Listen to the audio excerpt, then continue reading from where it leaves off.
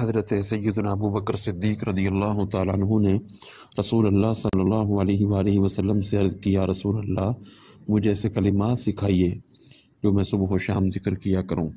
تو آپ صلی اللہ علیہ وآلہ وسلم نے فرمایا، اے ابو بکر یہ کہا کرو، اللہم عالم الغیب والشہادت فاطر السماوات والارض رب کل شیء وملیکہ اشہد ان لا الہ الا انت اعوذ بک من شر نفسی ومن شر الشیطان وشرکہ۔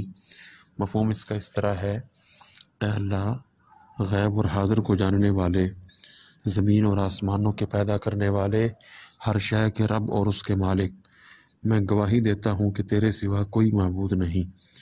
میں تیری پناہ میں آتا ہوں اپنے نفس کے شر سے اور شیطان کے شر سے اور اس کے شرک سے۔ آپ صلی اللہ علیہ وسلم نے ارشاد فرمایا، قل ہو اذا اصبحت و اذا امسیت و اذا اخذت مضجعک، یعنی یہ دعا صبح و شام اور جب بھی اپنی خوابگاہ میں سونے کے لیے چلو تو پڑھ لیا کرو۔ سنن ترمذی حدیث نمبر 3392۔